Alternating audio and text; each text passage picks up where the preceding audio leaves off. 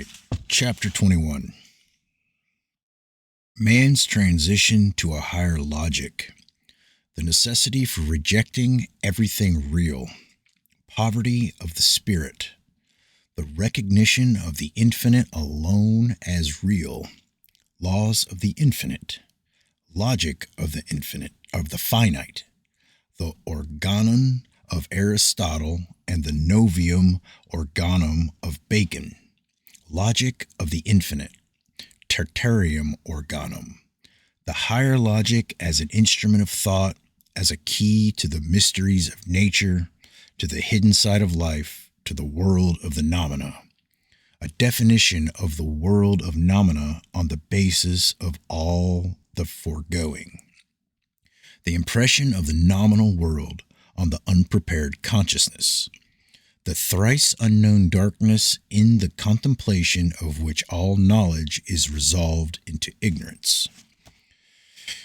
Everything that has been said about mathematical magnitudes is true also with regard to logical concepts. Finite mathematical magnitudes and logical concepts are subject to the same laws.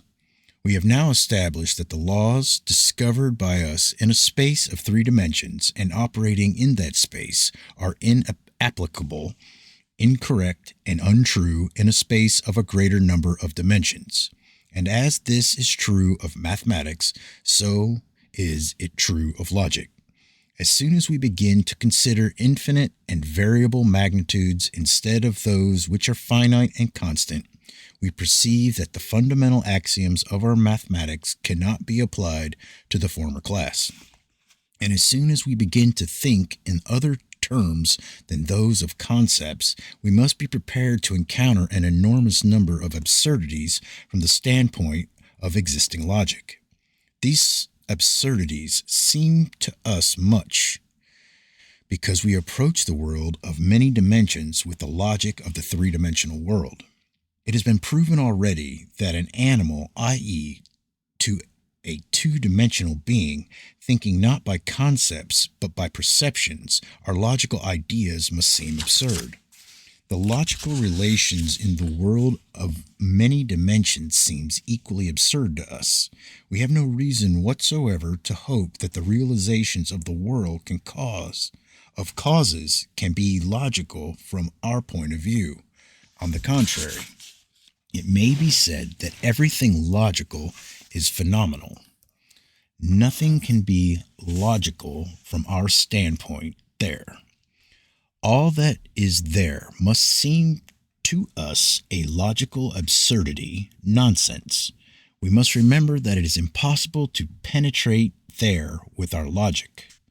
The relation of the general trend of the thought of humanity towards the other world has always been highly incorrect. In positivism, men have denied that other world altogether. This was because, not admitting the possibility of relations other than those formulated by Aristotle and Bacon, men denied the very existence of that which seemed absurd and impossible from the standpoint of those formula. Also, in Spiritism, they attempted to construct the nominal world on the model of the phenomenal, that is, against reason, against nature. They wanted at all costs to prove that the other world is logical from our standpoint, that the same laws of causality operate just as in our world, and that the other world is nothing more than the extension of ours. The other world of Spiritists or spiritualists in all existing descriptions of it is a naive and barbaric concept of the unknown. Positive philosophy perceived the absurdity of all dualistic theses, but having no power to expand the field of its activity, limited by logic and the infinite sphere, it could think of nothing better than to deny. Mystical philosophy alone felt the possibility of relations other than those of the phenomenal world, but it was arrested by hazy and unclear sensations, finding it impossible to define and classify them. Nevertheless, science must come to mysticism, because in mysticism there is a new method, and then to the study of different forms of a consciousness, i.e., of forms of receptivity different from our own. Science should throw off almost everything old and should start afresh with a new theory of knowledge. Science cannot deny the fact that mathematics grows, expands, and escapes from the limits of the visible and measurable world. Entire departments of mathematics take into consideration quantitative relations which did not and do not exist in the real world of positivism, i.e., relations which have no correspondence to any realities in the visible three-dimensional world. But there cannot be any mathematical relations to which the relation of some realities would not correspond. Therefore, mathematics transcends the limits of our world and penetrates into the world unknown. This is the telescope by the aid of which we begin to investigate the space of many dimensions of its worlds. Mathematics goes ahead of our thought, ahead of our power of imagination and perception. Even now, it is engaged in calculating relations which we cannot imagine or comprehend. It is impossible to deny all this, even from the strictly positive standpoint. Thus, science, having admitted the possibility of the expansion of mathematics beyond the limits of the sensually perceived world, that is, beyond the limits of a world accessible through theoretically the organs of sense and their mechanical aids, must thereby recognize the expansion of the real world far beyond the limits of any infinite sphere, or of our logic, i.e., must recognize the reality of the world of many dimensions. The recognition of the reality of the world of many dimensions is already accomplished transition to and understanding of the world of the wondrous. And this transition to the wondrous is impossible without the recognition of the reality of new logical relations which are absurd and impossible from the standpoint of our logic. What are the laws of our logic? They are the laws of our receptivity of the three-dimensional world, or the laws of our three-dimensional receptivity of the world. If we desire to escape from the three-dimensional world and go further, we must first of all work out the fundamental logical principles which would permit us to observe the relations of things in a world of many dimensions, seeing in them a certain reasonableness and not complete absurdity. If we enter there armed only with the principles of logic of the three-dimensional world, these principles will drag us back, will not give us a chance to rise from the earth. First of all, we must throw off the chains of our logic. This is the first, the great, the chief liberation towards which humanity must strive. Man throwing off the chains of three-dimensional logic has already penetrated in thought into another world. And not only is the transition possible, but it is accomplished constantly. Although unhappily we are not entirely conscious of our rights in another world, and often sacrifice these rights regarding ourselves as limited to this earthly world, paths nevertheless exist. Poetry, mysticism, the idealistic philosophy of all ages and peoples preserve the traces of such transitions. Following these traces, we ourselves can find the path. Ancient and modern thinkers have given us many keys with which we may open mysterious doors, many magical formula before which these doors open to themselves. But we have not understood either the purpose of these keys or the meaning of the formula. We have also lost the understanding of magical ceremonies and rites of initiation into mysteries which have had a single purpose: to help this transformation in the soul of man. Therefore, the doors remain closed, and we even denied that there was anything whatever behind them, or, suspecting the existence of another world, we regarded it as similar to ours, and separate from ours, and tried to penetrate their unconscious of the fact that the chief obstacle in our path was that our own division of the world into this world and that. The world is one, only the ways of knowing it are different. And with imperfect methods of knowledge, it is impossible to penetrate into that which is accessible to perfect methods only. All attempts to penetrate mentally into that higher nominal world or world of causes by means of the logic of the phenomenal world, if they did not fail altogether, or did not lead to castles in the air, gave only one result. In becoming conscious of a new order of things, a man lost the sense of the reality of the old order. The visible world began to seem to him fantastic and unreal. Everything all about him was disappearing, was vanishing like smoke, leaving a dreadful feeling of illusion. In everything he felt the abyss of infinity, and everything was plunging into the abyss. This sense of the infinite is the first and most terrible trial before initiation. Nothing exists. A little miserable soul feels itself suspended in an infinite void. Then even this void disappears. Nothing exists. There is only infinity, a constant and continuous division and dissolution of everything. The mystical literature of all peoples abounds in references to this sensation of darkness and emptiness. Such was that mysterious deity of the ancient Egyptians, about which there exists a story in the Orpheus myth, in which it is described as a thrice unknown darkness in contemplation of which all knowledge is resolved into ignorance.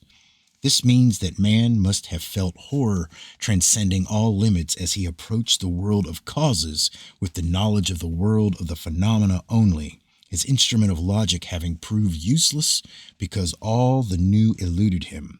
In the new as yet he sensed chaos only. The old had disappeared, gone away, and become unreal. Horror and regret for the loss of the old mingled with horror of the new, unknown and terribly by its infinitude. At this stage, man experiences the same thing that an animal becoming a man would feel. Having looked into the world for an instant, it is attracted by the life left behind. The world which it saw only for an instant seems but a dream, a vision, the creation of imagination, but the familiar world, too, is never thereafter the same. It is too narrow. In it there is not sufficient room. The awakening consciousness can no longer live the free life of the beast. Already it knows something different. It hears some voices, even though the body beholds it. And the animal does not know where or how it can escape from the body or from itself. A man on the threshold of a new world experiences literally the same thing.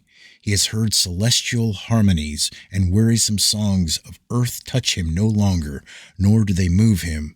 Or if they touch and move him, it is because they remind him of celestial harmonies, of the inaccessible, of the unknown.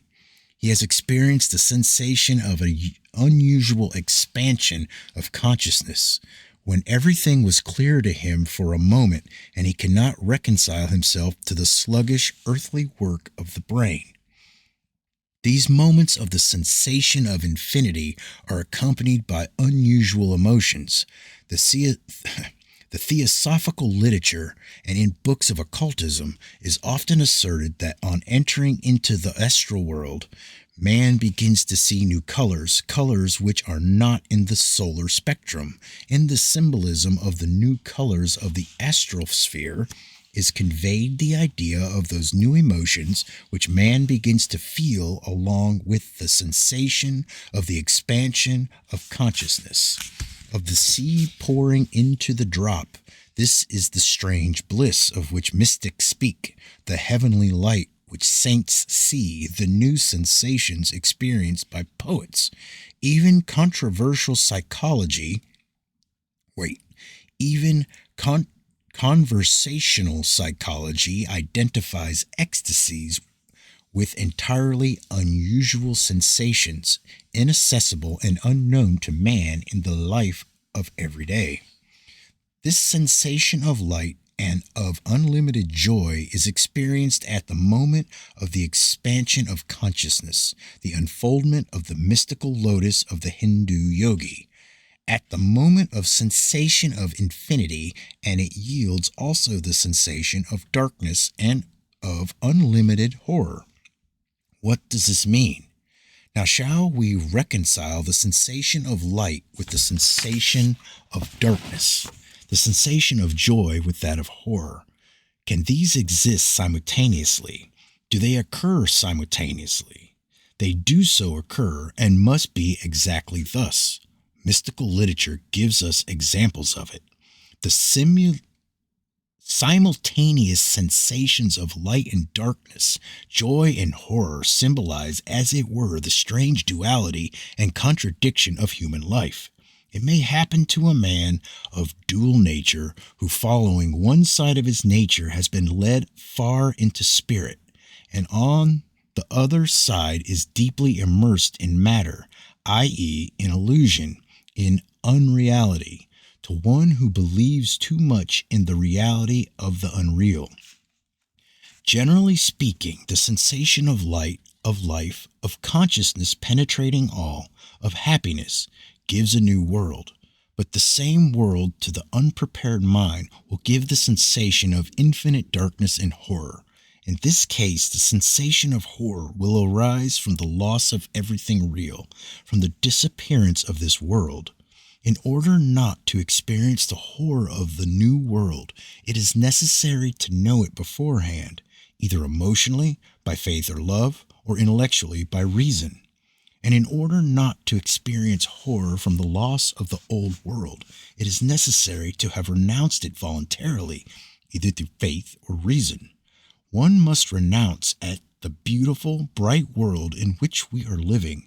One must admit that it is ghostly, phantasmal, unreal, deceitful, illusionary, myopic. One must reconcile oneself to this unreality, not be afraid of it, but rejoice it. One must give up everything. One must become poor in spirit, i.e., make oneself poor by the effort of one's spirit. This most profound philosophical truth is expressed in the beautiful evangelical symbol, "Blessed are the poor in spirit, for theirs is the kingdom of heaven." Nice. These words become clear in the sense of renouncement of the material world only. Poor in spirit does not mean poor materially in the worldly meaning of the word, and still less does it signify poverty of spirit. Spiritual poverty is the renouncement of matter. Such poverty is when a man has no earth under his feet, no sky above his head. Foxes have holes, and birds of the air have nests, but the Son of Man hath not where to lay his head. This is the poverty of the man who is entirely alone, because father, mother, other men, even the nearest here on earth, he begins to regard differently, not as he regarded them before, and renounces them because he discerns the true substances that he is striving toward. Just as, renouncing the phenomenal illusions of the world, he approaches the truly real. The moment of transition, that terrible moment of the loss of the old and the unfoldment of the new, has been represented in innumerable allegories in ancient literature. To make this transition easy was the purpose of the mysteries. In India, in Egypt, in Greece, special preparatory rituals existed, sometimes merely symbolical, sometimes real, which actually brought a soul to the very portals of the new world and opened these portals at the moment of initiation. But no outward rituals and ceremonies could take place of self-initiation. The great work must have been going on inside the soul and mind of man. But how can logic help a man to pass to the consciousness of new and higher world? We have seen that mathematics has already found the path into that higher order of things. Penetrating there, it first of all renounces its fundamental axioms of identity and difference. In the world of the infinite and fluent magnitudes, a magnitude may be not equal to itself, a part may be equal to the whole, and of two equal magnitudes, one may be infinitely greater than the other. All this sounds like an absurdity from the standpoint of mathematics of finite and constant numbers, but the mathematics of finite and constant numbers is itself the calculation of relations between non-existent magnitudes, i.e., the absurdity, and therefore only that which from the standpoint of this mathematics seems an absurdity can be truth. Logic now goes along the same path. It must renounce itself, come to perceive the necessity of its own annihilation. Then out of it a new and higher logic can arise. In his Critique of Pure Reason, Kant proved the possibility of transcendental logic. Before Bacon and earlier than Aristotle, in the ancient Hindu scriptures, the formula of this higher logic were given, opening the doors of mystery. But the meaning of these formulae was rapidly lost. They were preserved in ancient books, but remained there as some strange mummeries of extinguished thought, the words without real content. New thinkers again discovered these principles and expressed them in new words, but again they remained incomprehensible. Again, they suffered transformation into some unnecessary ornamental form of words, but the idea persisted. A consciousness of the possibility of finding and establishing the laws of the higher world was never lost. Mystical philosophy never regarded the logic of Aristotle as all-embracing and all-powerful. It built its system outside of logic or above logic, it unconsciously going along these paths of thought paved in remote antiquity. The higher logic existed before deductive and inductive logic was formulated. This higher logic may be called intuitive logic, the logic of infinity, the logic of ecstasy. Not only is this logic possible, but it exists and has existed from time immemorial. It has been formulated many times. It has entered into philosophical systems as their key, but for some strange reason has not been recognized as logic. It is possible to deduce the system of this logic from the many philosophical systems. The most precise and complete formulation of the law of a higher logic I find in the writing of Plotinus in his own intelligible beauty. I shall quote this passage in the succeeding chapter. I have called this system of higher logic Tertium Organum because for us it is the third canon, third instrument of thought after those of Aristotle and Bacon. The first was the Organon, the second Novum Organum, but the third existed earlier than the first. Man, master of this instrument, of this key, may open the door of the world of causes without fear. The axiom which Tertium Organum embraces cannot be formulated in our language. If we attempt to formulate, then in spite of this, If we attempt to formulate them in spite of this, they will produce the impression of absurdities. Taking the axioms of Aristotle as a model, we may express the principal axiom of the new logic in our poor earthly language in the following manner. A is both A and not A, or everything is both A and not A, or everything is all. But these axioms are in effect absolutely impossible. They are not the axioms of higher logic. They are merely attempts to express the axioms of this logic in concepts. In reality, the ideas of higher logic are inexpressible in concepts. When we encounter such an inexpressibility, it means that we have touched the world of causes. The logical formula, A is both A and not A, corresponds to the mathematical formula, a magnitude can be greater or less than itself. The absurdity of both these propositions shows that they cannot refer to our world. Of course, absurdity, as such, is indeed not an index of the attributes of noumena, but the attributes of noumena will certainly be expressed in what are absurdities to us. To hope to find in the world of causes anything logical from our standpoint is just as useless as to think that the world of things can exist in accordance with the laws of the world of shadows, or stereometry according to the laws of planimetry. To master the fundamental principles of higher logic means to master the fundamentals of the understanding of a space of higher dimensions, or of the world of the wondrous, in order to approach to a clear understanding of the relations of the multidimensional world.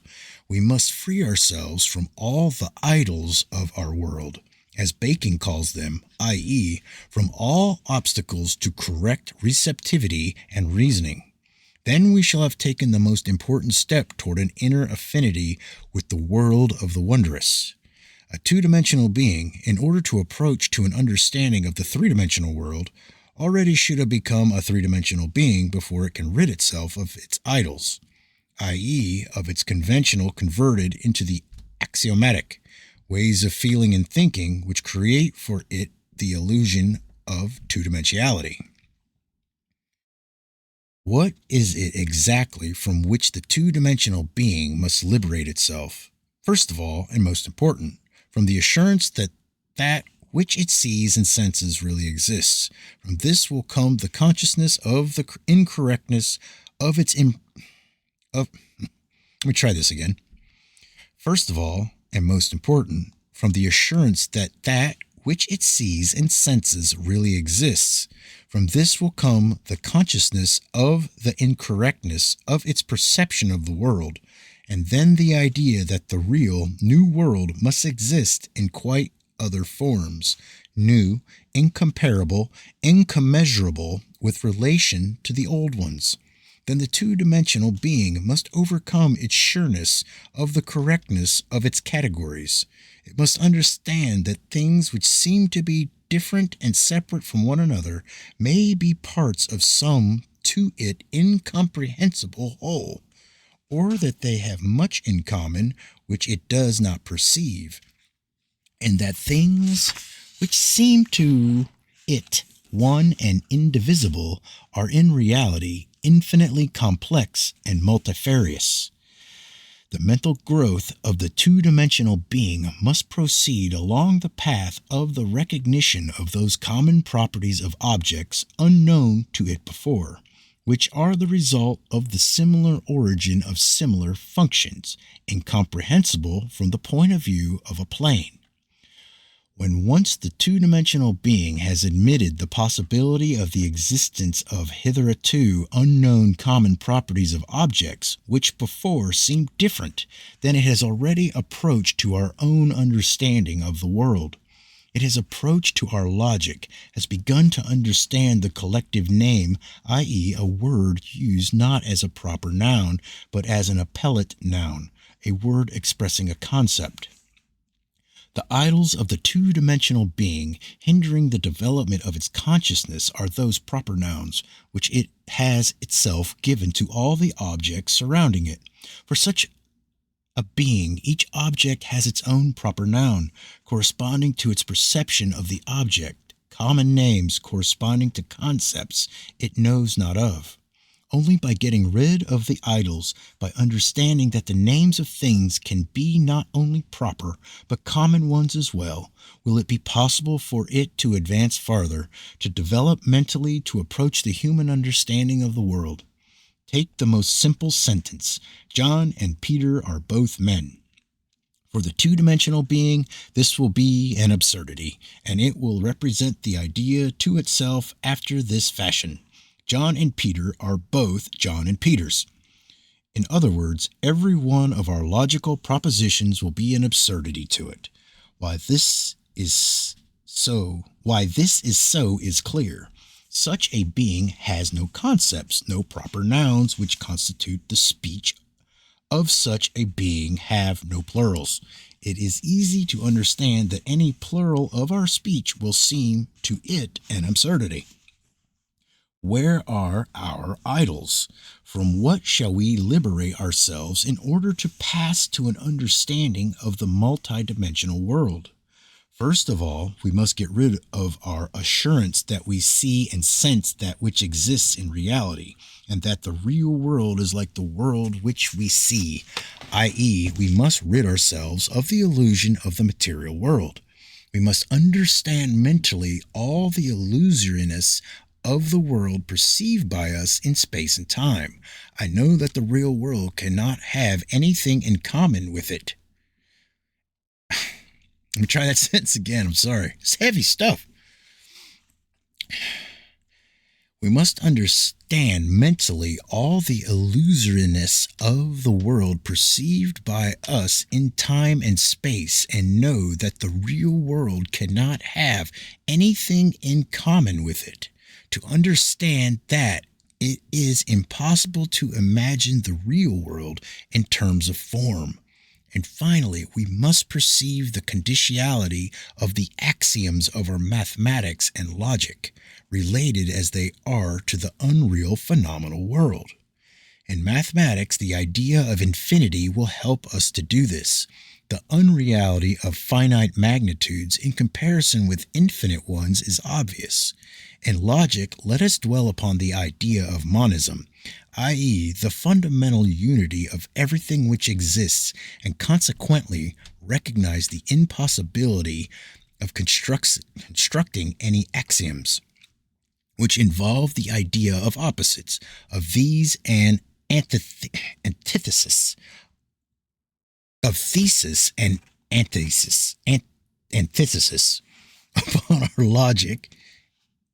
upon which our logic is built. The logic of Aristotle and of Bacon is at bottom dualistic. If we really deeply assimilate the idea of monism, we shall dethrone the idol of this logic. The fundamental axioms of our logic reduce themselves to identity and contradiction, just as do the axioms of mathematics. At the bottom of them all lies the admission of our general axiom, namely, that every given something has something opposite to it. Therefore, every proposition has an anti-proposition.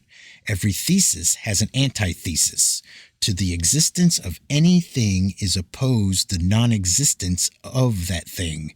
To the existence of the world is opposed the non-existence of the world. Object is opposed to subject, the object world to the subjective.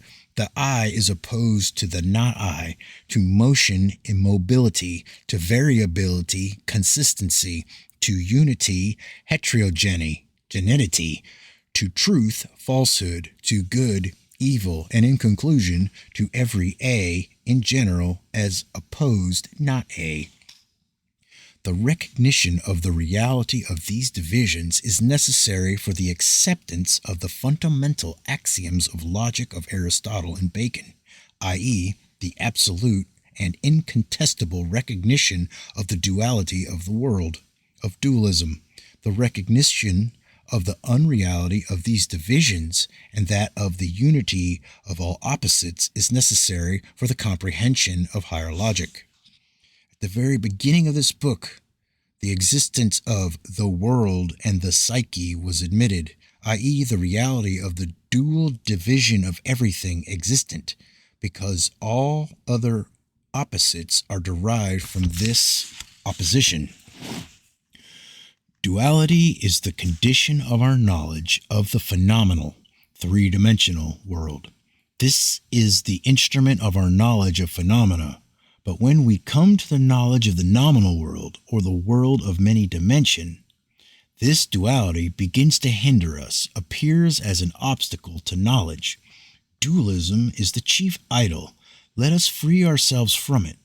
The two-dimensional being, in order to comprehend the relations of things in three dimensions and our logic, must renounce its idol. The absolute singularity of objects which permit it to call them solely by their proper names. We, in order to comprehend the world of many dimensions, must renounce the idol of duality. But the application of monism to practical thought meets the insurmountable obstacle of our language. Our language is incapable of expressing the unity of opposites, just as it cannot express spatially the relation of cause to effect. Therefore, we must reconcile ourselves to the fact that all attempts to express superlogical relations in our language will seem absurdities and really can only give hints at that which we wish to express. Thus, the formula A is both A and not A, or everything is both A and not A, representing the principal axioms of higher logic expressed in our language of concepts, sounds absurd from the standpoint of our usual logic and is not essentially true. Let us therefore reconcile ourselves to the fact that it is impossible to express superlogical relations in our languages as it is at present constituted. The formula A is both A and not A is untrue because in the world of causes there exists no opposition between A and not A, but we cannot express their real relation. It would be more correct to say A is all. But this also would be untrue because A is not only all, but also an arbitrary part of all, and at times the same time a given part. This is exactly the thing which our language cannot express. It is to this that we must accustom our thought and train it along these lines. We must train our thought to the idea that separateness and inclusiveness are not opposed in the real world, but exist together simultaneously without contradicting one another. Let us understand that in the real world, one and the same thing can be both a part and the whole, i.e., that the whole, without changing, can be its own part. Understand that there are no opposites in general, that everything is a certain image of all, and then, beginning to understand all this, we shall grasp the separate ideas concerning the essentials of the nominal world, or the world of many dimensions in which we really live. In such a case, the higher logic, even with its imperfect formula as they appear in our rough language of concepts, represents, in spite of this, a powerful instrument of knowledge of the world, our only means of preservation from deceptions. The application of this instrument of thought gives the key to the mysteries of nature, to the world as it is. Let us endeavor to enumerate those properties of the world of causes which result from all the foregoing. It is first of all necessary to reiterate that it is impossible to express in words the properties of the world of causes. Every thought expressed about them in our ordinary language will be false. That is, we may say in relation to the real world that every spoken thought is a lie. It is possible to speak about it only conditionally, by hints, by symbols, and if one interprets literally anything said about it, nothing but absurdity results. Generally speaking, everything said in the words regarding the world of causes is likely to seem absurd and is in reality a mutilation. The truth is impossible to express. It is possible only to give a hint at it, to give an impulse to thought. But everyone must discover the truth for himself. Another's truth is worse than a lie because it is two lies. This explains why truth very often can be expressed only by means of paradox or even in the form of a lie. Because in order to speak of truth without a lie, we should know some other language. Ours is unsuitable. What then are we able to say about the world of many dimensions, about the world of nomina or world of causes? 1.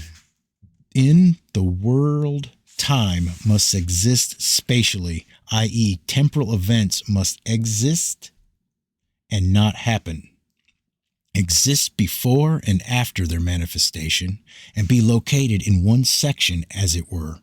Effects must exist simultaneously with causes. That which we name the law of causality cannot exist there, because time is a necessary condition for it. There cannot be anything which is measured by years, days, hours. There cannot be before, now, after. Moments of different epochs divided by great intervals of time exist simultaneously and may touch one another. Along with this, all the possibilities of a given moment, even those opposite to one another, and all the results up to infinity must be actualized simultaneously with a given moment. But the length of a moment can be different on different planes. 2. There is nothing measurable by our measures, nothing commensurable with our objects, nothing greater or less than our objects. There is nothing situated on the right or left side, above or below one of our objects. There can be nothing similar to our objects, lines or figures, and at the same time exist. Different points in our space, divided for us by enormous distances, may meet there. Distance or proximity are there defined by inner affinity or remoteness, by sympathy or antipathy. I can't say that word. I.e., by properties which seem to us to be subjective. 3. There is neither matter nor motion. There is nothing that could possibly be weighed or photographed or expressed in the formula of physical energy. There is nothing which has form, color, or odor. Nothing possessing the properties of physical bodies. Nevertheless, the properties of the world of causes, granted an understanding of certain laws, can be considered in enumerated categories. 4. There is nothing dead or unconscious. Everything lives, everything breathes, thinks, feels. Everything is conscious and everything speaks. 5. In that world, the axioms of our mathematics cannot be applied because there is nothing finite. Everything there is infinite and from our standpoint variable. 6. The laws of our logic cannot act there. From the standpoint of our logic, the world is illogical. This is the realm, the laws of which are expressed in tertium organum. 7. The separateness of our world does not exist there. Everything is the whole, and each particle of dust, without mentioning, of course, every life and every conscious being, lives a life which is one with the whole and includes the whole within itself. In that world, the duality of our world cannot. 8. In that world, the duality of our world cannot exist. Their being is not opposed to non-being. Life is not opposed to death. On the contrary, the one includes the other within itself. The unity and multiplicity of the I and the non-I, motion and immobility, union and separateness, good and evil, truth and falsehood. All these divisions are impossible there. Everything subjective is objective, and everything objective is subjective. The world is the world of the unity of opposites. 9. The sensation of the reality of that world must be accompanied by the sensation of the unreality of this one. At the same time, the difference between real and unreal cannot exist there, just as the difference between subjective and objective cannot exist. 10. The world of our world are not two different worlds. Let's try it again. 10. That world and our world are not two different worlds. The world is one. That which we call our world is merely our incorrect perception of the world seen by us through a narrow slit. That world begins to be sensed by us as the wondrous, i.e., as something opposite to the reality of this world, and at the same time, this, or our earthly world, begins to seem unreal. The sense of the wondrous is the key to that world. 11.